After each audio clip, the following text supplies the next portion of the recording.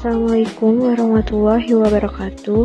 Kami dari kelas Hukum Ekonomi Syariah C dan dari kelompok 3 yang beranggotakan Akilah Talidatus Zahra, Bella Wildania, Citra Nurrahma, Fauzia Iksan, dan Lailatul Maufiroh akan mempresentasikan tentang Al-Ariyah dalam perspektif Imam Syafi'i dan Imam Maliki.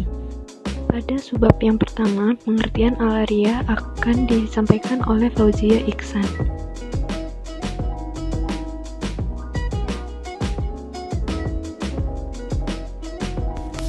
Pengertian ariyah. Ariyah berasal dari kata i'arah yang berarti meminjamkan. Ariyah juga diambil dari kata ara yang berarti datang dan pergi. Menurut sebagian pendapat, ariyah berasal dari kata at-ta'awuru yang sama artinya dengan at-tanawulu atau at-tanasubu yang berarti saling menukar dan mengganti dalam konteks tradisi pinjam-meminjam. Menurut madhab Maliki, ariyah adalah memiliki manfaat dalam waktu tertentu atau sementara dengan tanpa imbalan. Sedangkan menurut madhab Syafi'i, ariyah merupakan kebolehan mengambil manfaat dari seseorang dengan membebaskannya atau sukarela apa yang mungkin untuk dimanfaatkan serta tetap zat barangnya supaya dapat dikembalikan kepada pemiliknya. Selanjutnya, pada subbab yang kedua, dasar-dasar hukum Al-Ariyah akan dijelaskan oleh Bella Wildania.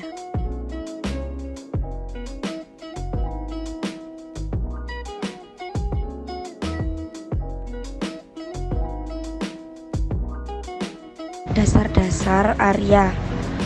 Akad ariyah yang tergolong dalam fikih muamalah merupakan ibadah yang disunahkan serta bila dilakukan akan mendapatkan pahala. Adapun yang menjadi dasar dari akad ariyah adalah dalam Al-Quran surat Al-Ma'idah ayat 2 yang berbunyi A'udzubillahi minasyaitonirrajim. Bismillahirrahmanirrahim. Wa ta'awanu 'alal birri wat taqwa wa la ta'awanu 'alal ismi wal udwan wattaqullaha innallaha syadidul 'iqab. Yang memiliki arti, dan tolong menolonglah kamu dalam kebajikan dan takwa, dan jangan pula tolong menolong dalam berbuat dosa dan pelanggaran, dan bertakwalah kamu kepada Allah, sesungguhnya siksa Allah amat pedih. Dasar hukum yang mengutip dari hadis yaitu Al-Ariyatu mu'addatu waz-za'imu ghorimun, yang artinya barang pinjaman adalah benda yang wajib dikembalikan. Pada subbab yang ketiga, syarat-syarat serta rukun Al-Ariyah akan dibacakan oleh Akilah Talidatus Zahra. Rukun dan syarat ariyah. Menurut ulama Hanafiyah, rukun ariyah terdiri dari ijab dan qabul. Ijab dan qabul tidak wajib diucapkan, tetapi cukup dengan menyerahkan pemilik kepada peminjam barang yang dipinjam. Namun demikian, ijab dan qabul boleh disampaikan. Secara umum, jumhur ulama fikih menyatakan bahwa rukun ariyah terdapat 4 yang harus dipenuhi, yaitu yang pertama ada mu'ir atau bisa disebut dengan pihak peminjam, yang kedua ada musta'ir, yaitu pihak yang meminjamkan, yang ketiga ada mu'ar, yaitu barang yang dipinjam, dan yang terakhir yaitu ada sighot. Sighot yaitu sesuatu yang menunjukkan kebolehan untuk mengambil manfaat, baik dengan ucapan maupun dengan perbuatan. Sedangkan dalam hal syarat, ulama fikih mensyaratkan dalam akad ariyah yaitu sebagai berikut. Yang pertama, mu'ir dan musta'ir berakal sehat. Yang kedua, pemegangan barang oleh peminjam. Yang ketiga, barang atau musta'ar dapat dimanfaatkan tanpa merusak zatnya. Jika musta'ar tidak dapat dimanfaatkan, maka akad tersebut tidak sah.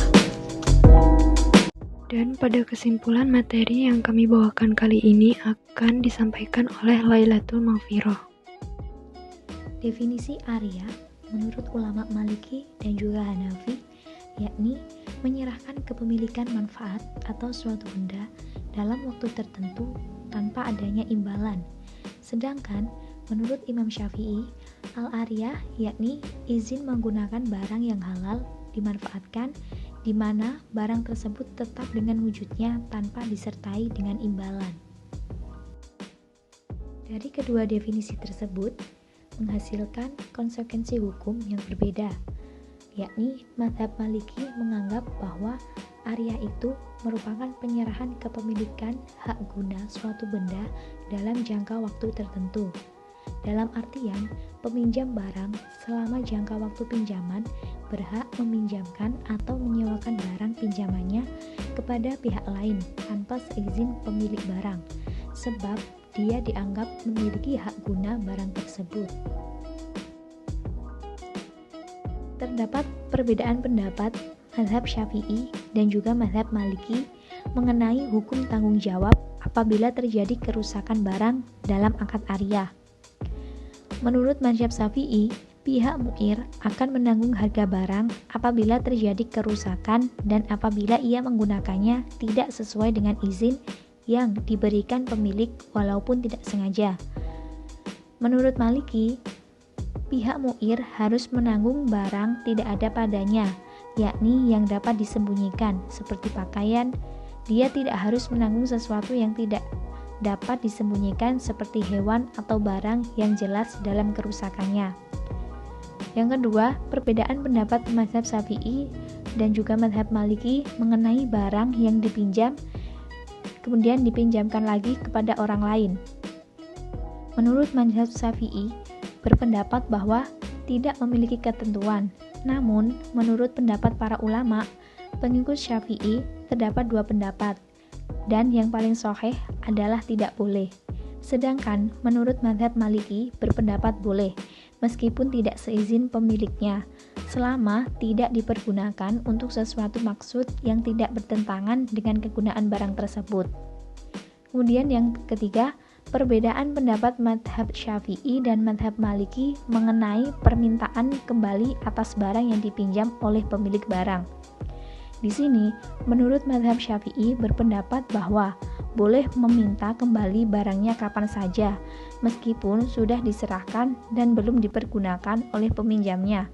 Sedangkan, menurut mazhab Maliki berpendapat bahwa jika meminjamnya untuk suatu masa tertentu, tidak boleh diminta sebelum masa peminjamannya habis.